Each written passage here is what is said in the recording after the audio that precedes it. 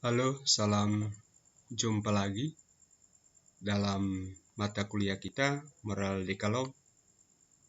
Kali ini kita memasuki perintah yang keenam, jangan bersinah. Nah, kita lihat dalam kitab suci, di sana dari kitab Keluaran, dikatakan tentang perintah ini, jangan bersinah. Lalu dalam konteks perjanjian baru, ada ayat yang kita bisa bacakan. Kamu telah mendengar firman jangan bersinah. Tetapi aku berkata kepadamu, setiap orang yang memandang perempuan serta menginginkannya sudah bersinah dengan dia di dalam hatinya. Jadi kita melihat ada sebuah penekanan yang amat luar biasa di sini. Nah, selanjutnya kita mau lihat pokok-pokok yang dibahas pada perintah keenam ini. Pertama, tentang laki-laki dan perempuan diciptakannya. Tentang penciptaan manusia, laki-laki dan perempuan. Nah, pertama-tama kitab suci menyatakan kepada kita bahwa manusia diciptakan secitra dan segambar dengan Allah. Jadi kitab suci mengatakan bahwa manusia itu baik laki-laki dan perempuan memiliki nilai pada dirinya, nilai intrinsiknya, nilainya amat luhur, amat tinggi, amat mulia di mata Tuhan. Karena apa? Karena ia diciptakan secitra, segambar dengannya. Nah, kitab suci mengatakan bahwa karena manusia dulu hanya seorang diri, dan tidak dapat menemukan seorang teman yang pantas baginya di antara binatang-binatang, Allah menciptakan baginya perempuan yang memiliki martabat berbeda dari semua makhluk hidup lain, karena diambil dari manusia yang sama. Nah, jadi teman sepadan laki-laki adalah perempuan. Jadi bukan binatang apapun itu, pohon apapun itu. Tapi yang sepadan dengan dia hanyalah perempuan. Karena ia diciptakan dari laki-laki. Nah, perempuan sesuai teks kitab suci dipanggil untuk berada di samping laki-laki. Nah, laki-laki dan perempuan akan hidup bersama. Mereka akan menjadi dalam pernikahan hanya satu tubuh dan akan memberikan kehidupan kepada ciptaan baru. Jadi mau katakan bahwa mereka dipersatukan di dalam sakramen pernikahan, dan ketika itu mereka tidak lagi dua melainkan satu. Kitab suci mengatakan bahwa laki-laki akan meninggalkan rumahnya dan bersatu dengan istrinya. Mereka tidak lagi dua, melainkan satu. Nah, di dalam kesatuan mereka, dalam kesatuan laki-laki dan perempuan itu, mereka kemudian terbuka kepada kelahiran baru. Jadi, di dalam kitab suci juga ada amanat di sana untuk beranak cucu, kelahiran baru. Nah, jadi kalau kita lihat logika kitab suci, mengatakan laki-laki diciptakan, lalu selanjutnya perempuan diciptakan, dan ketika perempuan diperkenalkan kepada laki-laki, laki-laki mengatakan, inilah tulang dari tulangku, daging dari dagingku. Lalu selanjutnya laki-laki akan meninggalkan rumah ayahnya dan bersatu dengan istrinya. Mereka tidak lagi dua, melainkan satu. Dalam kesatuan mereka itu, kitab suci mengatakan mereka terbuka kepada kelahiran baru dengan kata-kata beranak cuculah. Nah, jadi itu kira-kira kalau kita mau melihat soal laki-laki dan perempuan diciptakan. Nah, dengan laki-laki dan perempuan diciptakan, kita bisa melihat di sana bahwa Allah sejak awal juga mengkehendaki yang namanya relasi dalam seksual itu relasi heteroseksual, bukan homoseksual. Karena Allah pada mulanya tidak menciptakan Adam dan Adam saja, atau Hawa dan Hawa saja, tetapi Allah sejak permulaan menciptakan yang namanya laki-laki dan perempuan. Nah, panggilan kepada kesucian.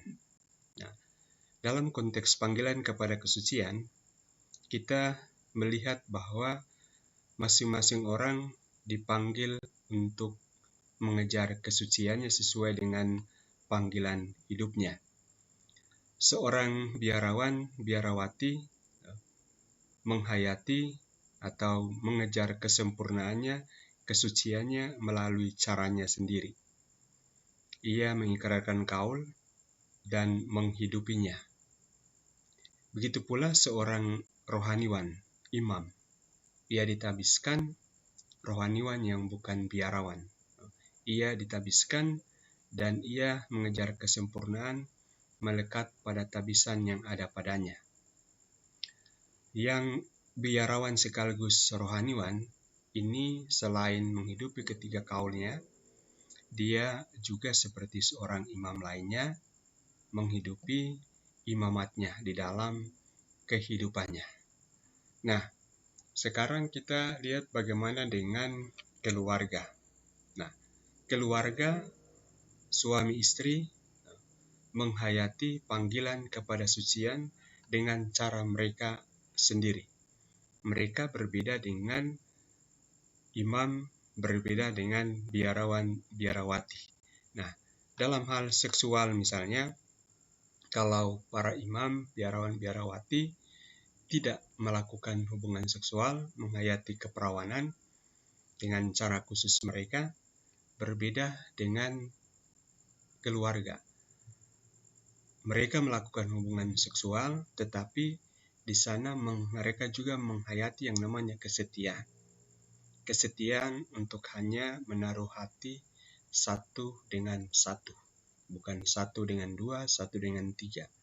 Mereka setia di dalam relasi mereka. Nah, dengan cara itu mereka mengejar kesempurnaan mereka. Nah, oleh karena itu, yang namanya hubungan seksual suami istri itu bukan sesuatu yang rendah nilainya, tetapi sesuatu yang tinggi nilainya di hadapan Tuhan, di hadapan Allah. Nah, untuk mengejar kesempurnaan ada hal-hal yang membantu manusia. Pertama, kita percaya bahwa yang memimpin kita kepada kesucian pertama-tama adalah anugerah Allah, rahmat Allah yang membantu kita. Dan rahmat Allah itu hadir di dalam berbagai macam cara. Nah, salah satu cara adalah dengan bantuan sakramen-sakramen. Dan dalam keyakinan kita, sakramen pembaptisan adalah sakramen di mana dia membuat kita berada dalam suasana berahmat itu. Karena apa? Dengan kita dibaptis, kita dilahirkan kembali. Dosa dan kuasa maut tidak lagi berkuasa atas kita. Kita menjadi anak-anak merdeka karena kita mengambil bagian dalam keputraan Allah. Kita dimampukan, dianugerahi, kita memiliki kemungkinan, kita memiliki kemampuan untuk senantiasa melaksanakan, senantiasa terarah dan melaksanakan apa yang baik dalam kehidupan kita. Nah, selain itu juga doa membantu kita, amat membantu kita dalam mengejar kesucian, kesempurnaan. Begitu pula pengetahuan pada dirinya. Pengetahuan yang baik tentang sesuatu hal tentu akan amat membantu kita di dalam menghidupinya. Selain itu perlu praktek askese. Nah, praktek askese ini amat berpengaruh, amat penting untuk yang namanya kebajikan moral secara khusus soal penguasaan diri. Jadi praktek askese ini ada kaitkan dengan kebajikan moral, kebajikan manusiawi yang disebut dengan penguasaan diri. Nah, dengan praktek askese penguasaan diri, seseorang akan mampu untuk mengontrol hawa nafsunya. Kalau orang melakukan askese, pantang dan puasa, orang akan memiliki kebajikan penguasaan diri. Dan kebajikan penguasaan diri ini akan memampukan seseorang untuk mengontrol hawa nafsu yang ada padanya. Selain itu, orang mengejar kesempurnaan juga dengan senantiasa memberikan diri kepada sesama dalam praktek kasih setiap hari. Nah, itu beberapa hal yang membantu seseorang untuk mengejar kesucian di dalam hidupnya. Nah, kita melihat pelanggaran terhadap kesucian. Nah, pertama, itu disebut perzinaan. Perzinaan itu terjadi ketika seseorang yang sudah menikah dan melakukan hubungan seksual dengan orang lain yang bukan pasangannya. Jadi misalnya seorang bapak dengan istri orang lain, atau seorang bapak dengan seorang suami dengan mahasiswi, atau dengan seorang pemudi. Nah, ini yang disebut dengan perzinaan. Nah, kenapa perzinaan masuk dalam kategori pelanggaran terhadap kesucian? Karena di sana nilai kesetiaan telah dihancurkan. Nilai yang mengikat cinta suami istri tidak lagi menjadi pegangan dalam relasi. Nah, selanjutnya masturbasi. Masturbasi dikatakan adalah perangsangan kehendak atas organ seksual sendiri. Gereja menegaskan bahwa itu dicirikan dengan sebuah perilaku yang pada dirinya tidak berorientasi atau kehilangan orientasi karena pribadi hanya mencari kesenangan sendiri di luar dari relasi cinta. Oleh karena itu, perilaku itu berlawanan dengan akhir dari hubungan cinta itu sendiri yang adalah senantiasa relasional. Jadi masturbasi ini cinta yang egoistis. Orang memuaskan diri sendirinya tidak dalam relasi seksual relasional. Apalagi seksual dalam moral Katolik itu selalu berkaitan dengan perkawinan. Nah, orang menikah lalu orang melakukan hubungan seksual, dan orang melakukan hubungan seksual itu selalu dalam pengertian heteroseksual, suami dan istri melakukan hubungan seksual. Nah, lalu kemudian yang berikut adalah percabulan. Ini adalah kesatuan dari seorang laki-laki dan seorang perempuan di luar dari pernikahan. Jadi mereka belum menikah, melakukan hubungan seksual, seks pranikah itu masuk dalam kategori ini, percabulan, karena belum ada ikatan apa-apa. Nah, pornografi yang memamerkan perilaku atau tindakan seksual kepada pihak ketiga yang merendahkan, menistakan secara serius martabat hubungan seksual. Jadi melihat hubungan seksual atau menunjukkan bagian-bagian sensitif baik dari pria atau wanita. Nah, ini merendahkan seksual itu sendiri. Martabat hubungan seksual itu direndahkan. Nah, prostitusi yang menyakiti martabat pribadi yang dipertimbangkan sebagai alat dan sebagai barang. Jadi prostitusi entah itu perempuan atau laki-laki yang dijual untuk uang atau yang menjual diri untuk uang. Nah, ini amat tidak menghargai pribadi manusia. Martabat seseorang itu direndahkan atau dilihat hanya sebagai alat dan sebagai objek pemuas. Perkosaan, buah dari kekerasan yang melanggar secara serius pribadi dan merusak keadilan dan cinta kasih. Ini membawa kerusakan luka serius kepada pribadi yang dapat tetap tinggal jelas secara fisik dan secara psikologis untuk seluruh hidupnya. Lebih serius lagi adalah pemerkosaan oleh orang tua, oleh saudara atau oleh kerabat dekat dengan korban pada usia muda. Jadi pemerkosaan itu pada dirinya sudah amat jelek. Nah, apalagi pemerkosaan bisa dilakukan oleh orang-orang terdekat. Bisa incest terjadi. Nah, pemerkosaan terhadap anggota keluarga sendiri misalnya. Nah, ini amat biadab. Nah, selanjutnya kita lihat kesucian dan homoseksual. Nah, kita lihat sekarang ini atau akhir-akhir ini mungkin ada yang membaca, mendengar bahwa seolah-olah Paus menyetujui yang namanya homoseksual. Atau paling kurang berita yang ada adalah Paus menyetujui kalau ada ikatan sipil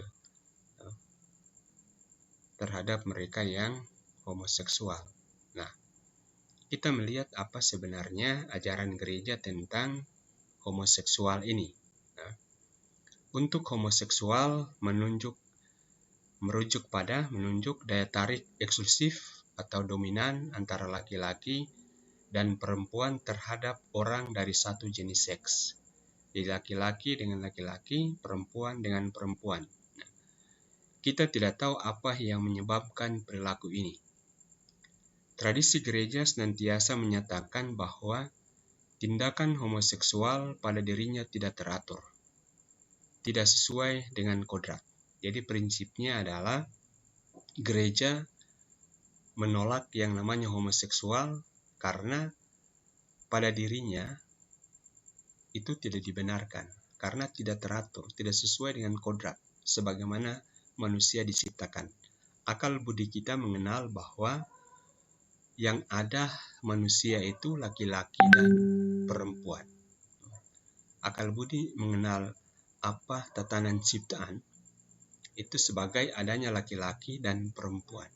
Oleh karena itu, teratur normal sesuai tata ciptaan kalau laki-laki dan perempuan bersatu melakukan hubungan seksual. Nah, jumlah tidak sedikit laki-laki dan perempuan memiliki kecenderungan homoseksual. Kecenderungan ini merupakan bagi mereka sebuah ujian atau cobaan. Jadi gereja melihat bahwa apa yang terjadi itu kita sadari bahwa ini merupakan cobaan dan ujian untuk mereka yang memiliki kecenderungan ini. Oleh karena itu, mereka harus diterima dengan hormat, kasih sayang, dan kepekaan.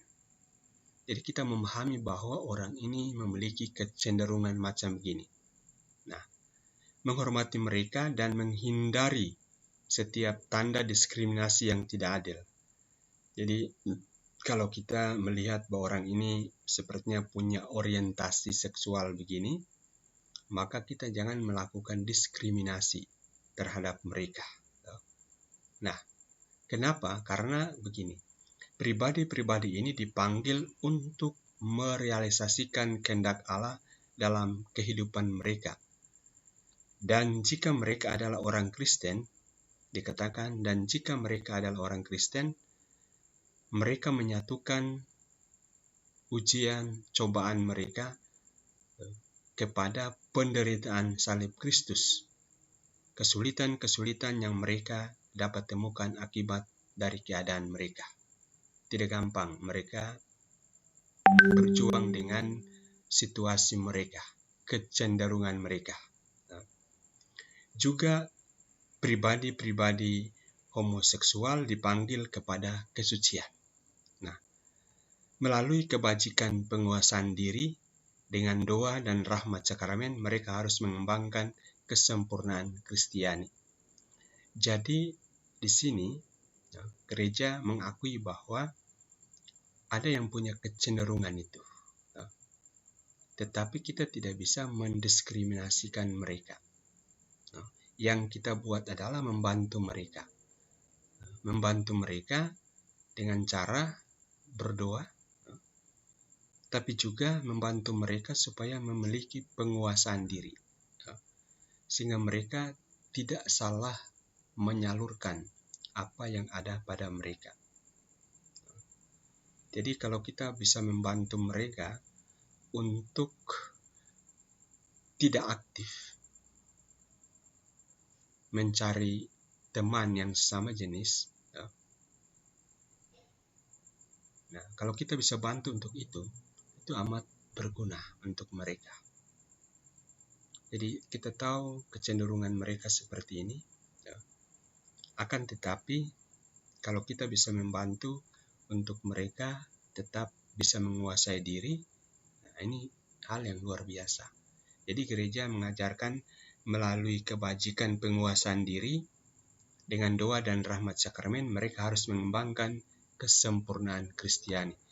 Jadi gereja tidak pernah mengajarkan bahwa laki-laki dan laki-laki boleh hidup bersama.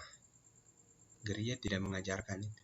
Gereja mengajarkan adalah bahwa kita menerima mereka, bahwa ada orang punya kecenderungan begini, kita hargai.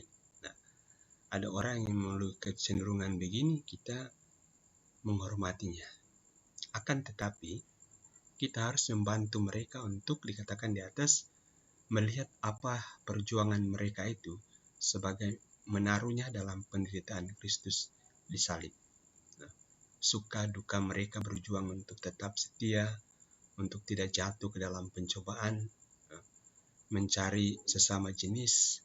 Nah, ini tugas kita semua untuk membantu mereka yang memiliki kecenderungan itu.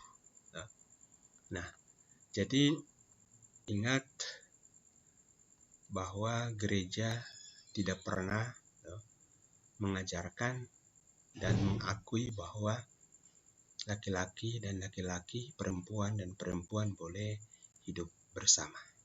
Nah, itu. Jadi itu pemikiran dari gereja Katolik. Nah, karena apa? Karena sesuai dengan kodrat kita, tata ciptaan, sesuai dengan tata ciptaan. Jelas sejak awal Allah menciptakan laki-laki dan perempuan. Nah, jadi Allah tidak menciptakan Adam dan Adam saja. Kenapa kalau dari awal Allah tidak menciptakan begitu saja, Adam dan Adam? Atau menciptakan Hawa dan Hawa. Tapi Allah menciptakan sejak awal Adam dan Hawa. Itu artinya sejak awal Allah menghendaki seksual itu heteroseksual, bukan homoseksual. Nah, oke, selanjutnya kita lihat cinta suami istri, seksualitas dalam cinta pernikahan. Nah, seksualitas diatur dalam cinta pernikahan seorang laki-laki dan perempuan. Dalam pernikahan, kesatuan seksual adalah tanda dan jaminan spiritual. Orang Kristen menghidup realitas ini dalam ruang sakramen pernikahan. Jadi tidak ada yang namanya seks pranikah. Nah, karena dalam kamus Katolik, moral Katolik, seksualitas atau seks itu, hubungan seksual itu ada dalam ruang sakramen perkawinan. Artinya setelah diresmikan di dalam sakramen perkawinan, menerima berkat, satu sama lain saling memberikan janji kesetiaan dalam sakramen perkawinan. Setelah itu barulah suami istri melakukan hubungan seksual. Atau dalam istilahnya orang berdoa dulu baru makan. Jangan makan dulu baru berdoa. Nah, ini urutan yang tidak tepat. Seksualitas melalui mana laki-laki dan perempuan memberikan diri satu terhadap yang lain dengan tindakan yang pantas dan eksklusif dari masing-masing pasangan. Sesungguhnya bukanlah sesuatu yang secara murni biologis, tetapi berkaitan dengan lubuk hati pribadi sebagaimana adanya. Ini direalisasikan dengan cara yang sungguh manusiawi, hanya jika merupakan bagian integral dari cinta dengannya laki-laki dan perempuan berkomitmen secara total satu terhadap yang lain sampai mati. Nah, tindakan-tindakan yang secara mesra dan murni menyatukan suami istri harus dipandang luhur dan terhormat. Bila dijalankan secara sungguh manusiawi, tindakan-tindakan itu menandakan serta memupuk penyerahan diri timbal balik. Cara mereka saling memperkaya dengan hati gembira dan rasa syukur. Jadi hubungan seksual suami istri itu bukan sesuatu yang rendah, tapi sesuatu yang amat mulia. Kenapa? Karena Allah sendiri mengkehendakinya. Allah sendiri mengkehendakinya, menghendaki hubungan seksual suami istri itu. Nah, kalau Allah mengkehendakinya, maka tidak mungkin sesuatu itu jelek pada dirinya. Harusnya sesuatu itu mulia, luhur pada dirinya. Karena itu dilakukan juga dengan cara yang manusiawi, yang luhur, yang mulia. Yaitu tadi katakan setelah orang melakukan atau setelah orang dinikahkan secara resmi di dalam gereja. Nah, karena perbuatan hubungan seksual itu sendiri merupakan hal yang luhur. Dia bukan hanya sebuah tindakan biologis, tapi juga mengungkapkan sebuah spiritualitas. Penyerahan diri total dalam cinta satu terhadap yang lain. Nah, kesetiaan pernikahan. Suami istri yang dibentuk dalam ruang perkawinan, yang didirikan dalam ruang perjanjian suami istri, yang adalah kesepakatan yang tidak dapat ditarik kembali, dengan mana pasangan menyerahkan diri mereka secara definitif dan secara total satu terhadap yang lain. Pasangan tidak lagi dua, tetapi mulai saat pernikahan mereka hanya satu daging. Tidak ada seorang pun dapat memisahkan apa yang telah Allah satukan. Nah, kitab suci menyajikan kepada kita Allah yang membuat perjanjian dengan Israel, dan yang adalah senantiasa setia pada kata-katanya. Ketika Allah berbicara, tentu saja sabdanya adalah efektif dan merealisasikan apa yang dijanjikan. Kesetiaan berada dalam keteguhan untuk menepati janjinya, mengikuti contoh dari Allah yang adalah selalu setia. Jadi suami istri yang sudah saling berjanji, menyatakan janji di hadapan Allah dalam sakramen perkawinan, diharapkan memiliki kesetiaan, dan kesetiaan ini bukan bersifat sementara, tetapi kesetiaan itu untuk selamanya, sepanjang hayat, selama hidup. Hanya dibatasi dengan kematian. Jadi kesetiaan seperti motifnya seperti setianya Allah terhadap umatnya, bangsa Israel. Nah, jadi suami istri diharapkan memiliki kesetiaan, itu kesetiaan definitif, kesetiaan sampai akhir. Jadi bukan sampai opa oma saja, tapi sampai mati. Nah, kadangkala kita dengarkan atau kita baca ucapan selamat, semoga langgeng sampai opa oma. Nah, pertanyaannya adalah apakah mereka cukup setia sampai opa oma saja, setelah itu bubar? Nah, tentu tidak. Tentu ungkapan-ungkapan seperti itu bersifat simbol saja. Artinya begini, sebuah makna konotasi, sebuah ungkapan yang memperlihatkan arti bahwa orang-orang berdoa supaya suami istri itu tetap setia sampai akhir. Jadi bukan sampai opa oma, tapi maksudnya adalah supaya suami istri itu setia sampai akhir. Jadi bukan setia pada saat muda saja, lalu setelah tua sudah bubar. Atau yang laki-laki ketika lihat istri muka sudah kerut, cari daun muda, atau cari mama muda, atau cari jamu, janda muda. Nah, ini tidak benar, karena kesetiaan ini adalah kesetiaan sampai akhir, sampai wafat, sampai mati. Nah, persetubuhan dalam pernikahan. Tadi kita sudah melihat sedikit cinta suami istri, cinta suami istri, seksualitas dalam cinta pernikahan. Pada bagian berikut dijelaskan secara khusus lagi soal persetubuhan dalam pernikahan. Nah, persetubuhan memiliki dua fungsi, dua tujuan. Pertama, demi kebaikan suami istri. Persatuan suami istri, kebaikan suami istri. Nah, lalu yang kedua, terbuka kepada kelahiran baru, prokreasi. Oleh karena itu, ada orang biasa mengatakan ada fungsi rekreatif dan fungsi prokreatif. Jadi kebaikan suami istri, tetapi juga demi kelahiran baru, terbuka kepada kelahiran baru. Mari kita baca materi ini. Persetubuhan adalah sebuah anugerah, tetapi juga adalah sebuah tujuan dari pernikahan yang mengarah kepada kodratnya untuk berbuah. Anak yang lahir dari hubungan suami istri bukanlah sesuatu, tetapi seseorang yang berasal dari luar, tetapi adalah buah dan penyempurnaan dari cinta suami istri. Jadi walaupun anak itu sebenarnya bukan berasal dari suami istri, karena dari Allah sendiri, tetapi dikatakan buah dan penyempurnaan dari cinta suami istri. Gereja menyatakan dari sisi kehidupan dan menegaskan bahwa hubungan seksual apapun harus terbuka kepada anugerah kehidupan.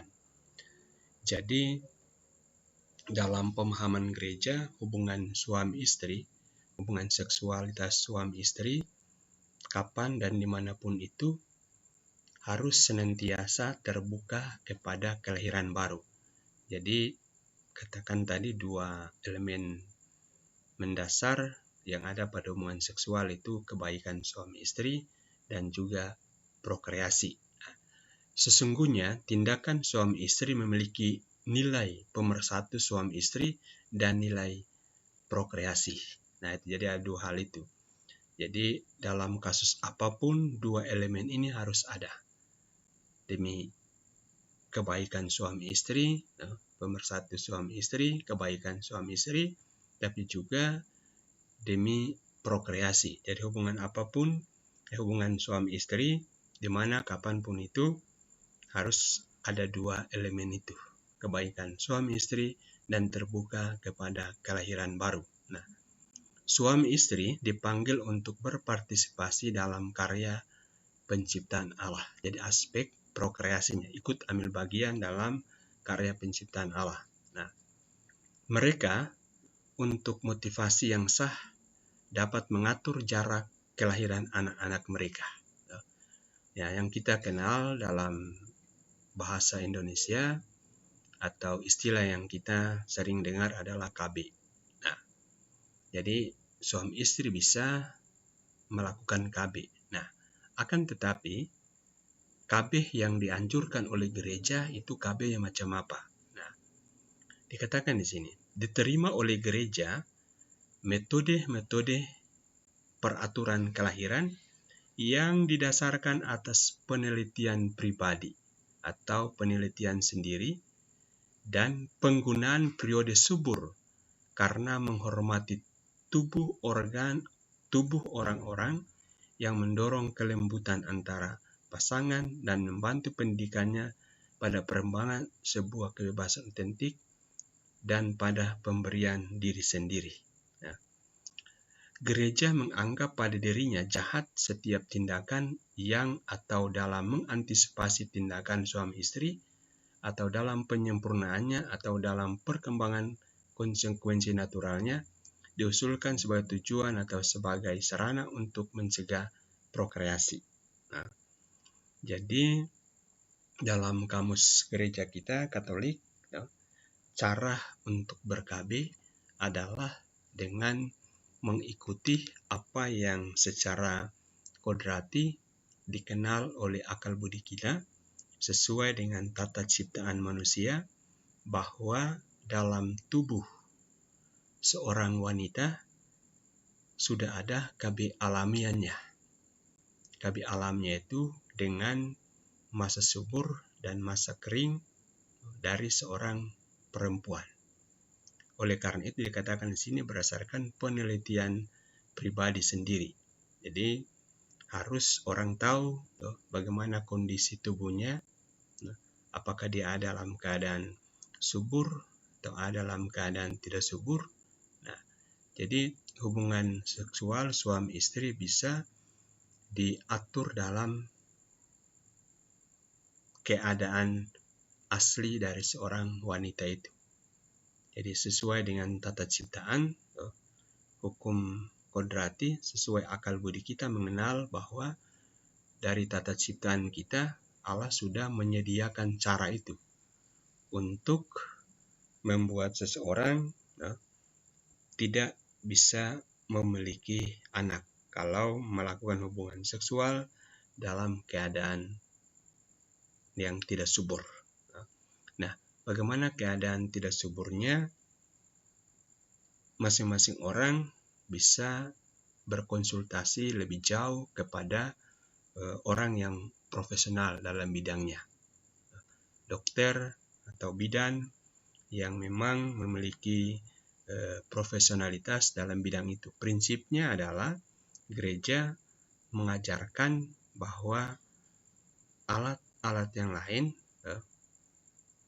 itu tidak dibolehkan. Yang dibolehkan adalah mengenai KB alamiah. Nah, dalam situasi tertentu bisa ada keputusan dan kebijakan lain. Akan tetapi yang menyangkut hal tertentu itu perlu pertimbangan suara hati yang dalam antara suami istri mengenai sebuah situasi sulit yang dialami oleh suami istri. Maka keputusan yang dewasa, yang matang, yang memperhatikan segala hal terkait dengan situasi yang dialami, KB tertentu bisa digunakan. Nah, prinsipnya kira-kira seperti begitu. Nah, yang berikut, anugerah anak. Nah, kita memahami bahwa anak itu adalah anugerah Allah. Jadi sebelum dia adalah anak dari suami istri, anak dari orang tua, dia adalah anak Allah. Dia berasal dari Allah. Dan karena itu, kenapa kita katakan anugerah? Karena sesuatu anugerah itu artinya bukan berasal dari diri kita, bukan milik kita. Milik yang lain, berasal dari yang lain. Karena itu, dia adalah anugerah untuk kita. Nah, karena dia adalah anugerah, maka dia bukanlah sebuah hak dari orang tua. Jadi orang tua tidak punya hak, karena dia adalah anugerah dari Allah. Karena itu, dikatakan misalnya kalau orang sudah berjuang dengan mengusahakan berbagai macam cara, akan tetapi tidak juga mendapatkan anak, maka gereja menganjurkan agar kasih yang dimiliki oleh suami istri yang sepantasnya seharusnya diberikan kepada anak-anak itu bisa diungkapkan dengan cara yang lain. Jadi kasih orang tua sebagai orang tua itu bisa diungkapkan dengan misalnya mengangkat anak angkat. Jadi ada anak angkat. Atau misalnya dengan cara menyalurkan kasih yang dimiliki, yang sebenarnya diberikan untuk anak-anak itu melalui karya-karya karitatif yang bisa dibuat. Entah itu kepada anak-anak atau kepada siapapun itu. Nah, selain itu kita kenal yang namanya heterolog dan yang namanya homolog. Pembuahan, jadi pembuahan buatan baik yang homolog maupun yang heterolog. Nah, mendengar istilah pembuahan buatan homolog dan heterolog, mungkin ada yang belum mengerti. Jadi, pembuahan homolog dan heterolog itu maksudnya pembuahan yang tidak natural, yang tidak alami. Pembuahan dengan alat bantu. Nah, misalnya yang homolog itu artinya misalnya sperma diambil dari suami, lalu dengan alat bantu kemudian sampai kepada sel telur dari perempuan. Nah, sehingga terjadi pembuahan. Misalnya karena kesulitan sperma itu sampai ke sel telur bertemu, maka alat bantu perlu untuk sampai ke sana. Nah, ini homolog, pembuahan secara homolog. Jadi pembuahan buatan homolog. Nah, pembuahan buatan heterolog itu sama, tetapi hanya bukan antara suami dan istri, tetapi istri dan misalnya pendonor itu siapa pun itu, tapi intinya bukan suaminya. Itu yang disebut dengan heterolog. Jadi bukan dari suaminya, tetapi dari orang lain. Nah, posisi gereja itu dua-duanya tidak diperkenankan. Nah, dikatakan begini. Pembuahan homolog mungkin kurang dihakimi. Jadi kurang dihakimi itu artinya tidak berarti bahwa diizinkan. Karena bisa dikatakan pembuahan homolog mungkin kurang dihakimi karena dipraktikkan dalam arti pada pasangan suami istri. Nah, meskipun secara moral tidak dapat diterima karena memisahkan saat tindakan seksual darinya berasal prokreasi. Nah, jadi tidak ada yang namanya tindakan seksual suami istri, yang tadi kita sudah lihat bahwa tindakan seksual suami istri itu bukan sebuah tindakan biologi saja, tapi ini bermakna spiritual. Ungkapan cinta total satu dengan yang lain. Nah, karena itu kenapa anak itu biasa dikatakan buah cinta. Kita tidak pernah mendengar dikatakan anak itu buah nafsu. Nah, karena dia adalah buah cinta, ungkapan cinta total satu sama lain yang berbuah dalam kelahiran baru itu. Nah, lalu selanjutnya dikatakan bahwa namun untuk diingat bahwa sebelumnya dikatakan begini, pembuahan homolog mungkin kurang dihakimi karena dipraktikkan dalam arti pada pasangan suami istri, meskipun secara moral tidak dapat diterima karena memisahkan saat tindakan seksual darinya berasal prokreasi. Namun untuk diingat bahwa anak bukanlah sesuatu yang harus.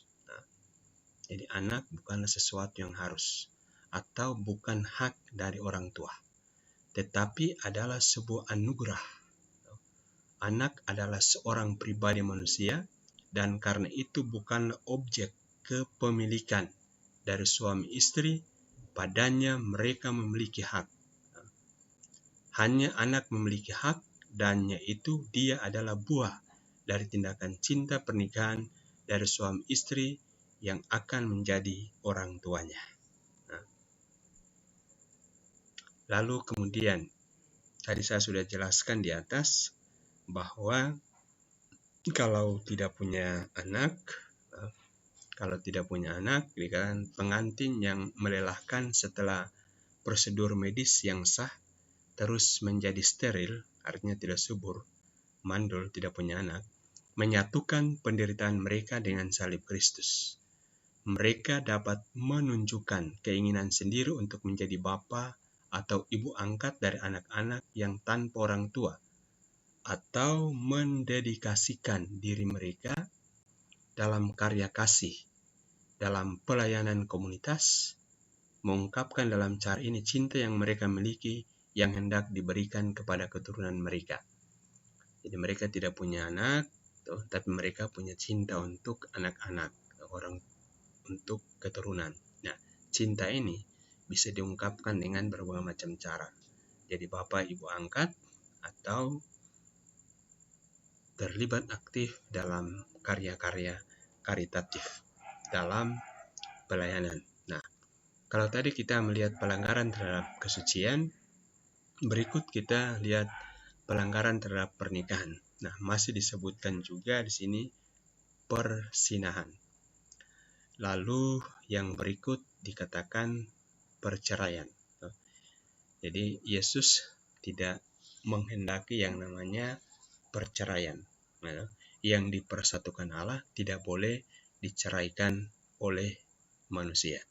Nah, walaupun demikian, ingat bahwa di dalam gereja kita ada yang disebut dengan anulasi perkawinan atau pembatalan perkawinan, pembatalan nikah. Nah, kita tidak menggunakan kata perceraian karena menurut pemahaman kita, pembatalan nikah itu terjadi karena sebenarnya sejak awal itu pernikahan itu tidak ada.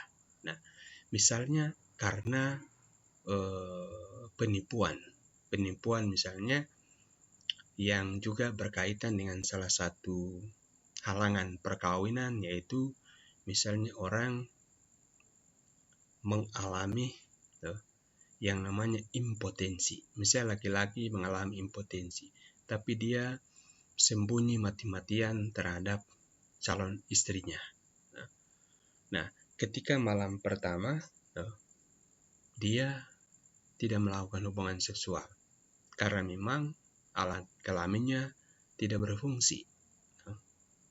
Nah, malam kedua, malam ketiga sampai seterusnya tidak. Istrinya curiga dan kemudian ternyata diketahuilah bahwa memang suami itu impoten. Barangnya tidak bisa berfungsi.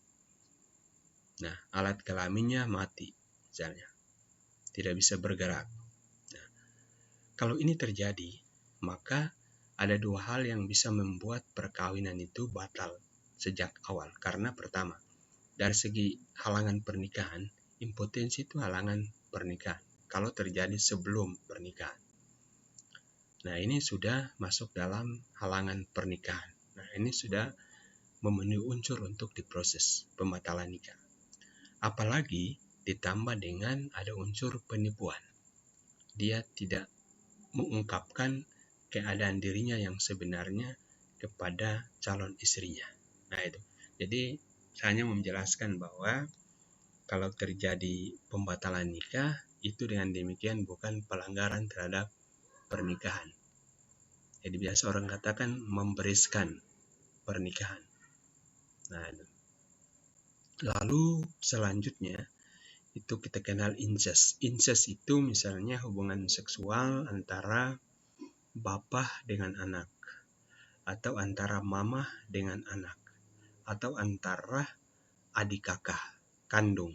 Nah, ini incest dengan keluarga dekat. Incest yang ada dalam relasi seksual antara orang tua dan anak, antara saudara dan saudari.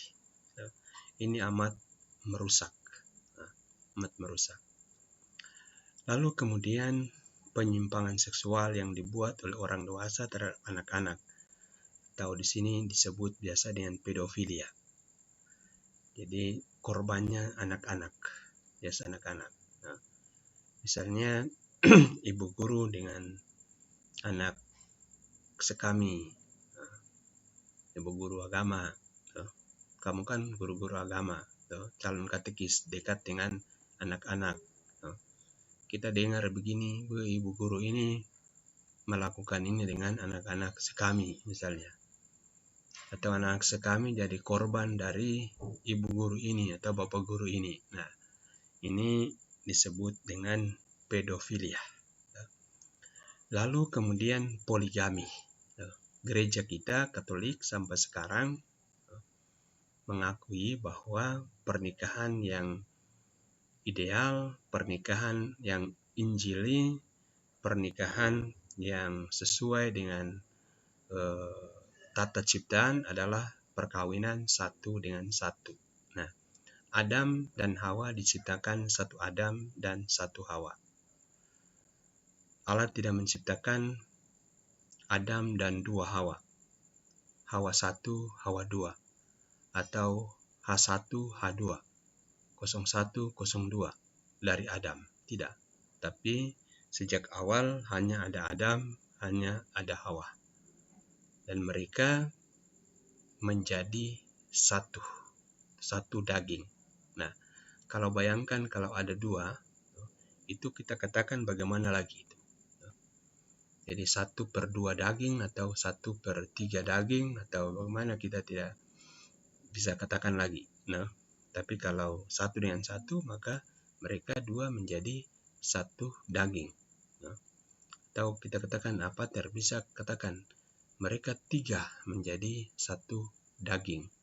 Atau mereka 4 jadi 1 daging. Nah, ini tidak seimbang lagi. Nah, jadi sejak permulaan ingat bahwa Allah menghendaki 1 dengan 1. Yesus menegaskan yang dipersatukan Allah tidak boleh diceraikan oleh manusia. Lalu setelah poligami, kita lihat persatuan bebas. Jadi ini yang seks bebas. Jadi orang misalnya tidak memiliki hubungan ikatan pernikahan, tetapi melakukan hubungan seksual selayaknya suami istri. Dia tidak punya ikatan perkawinan, tapi melakukan hubungan seksual seolah mereka suami istri. Nah, ini tidak benar dalam moral kekatolikan kita. Ingat bahwa dalam moral kekatolikan kita, ketika kita mendengar ada hubungan seksual, itu kita berpikir, oh ada suami istri. Nah, kita tidak pernah berpikir ketika orang mengatakan hubungan seksual, oh antara pemuda ini dengan pemuda itu. Tidak.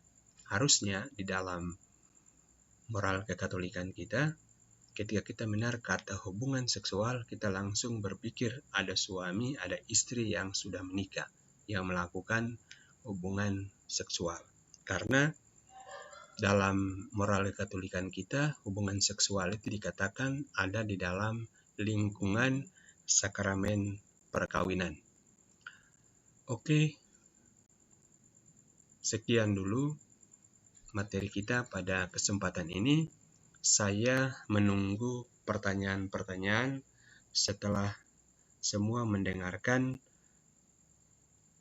materi ini. Apapun pertanyaannya, saya menunggu untuk disampaikan di grup kita. Harap nanti semua yang memiliki pertanyaan nanti memasukkan ke sana, ke grup kita. Sehingga nanti saat pertemuan kita, saya akan menjelaskan, akan menjawabnya. Sekian dulu, sampai jumpa pada pertemuan selanjutnya. Ciao tutti.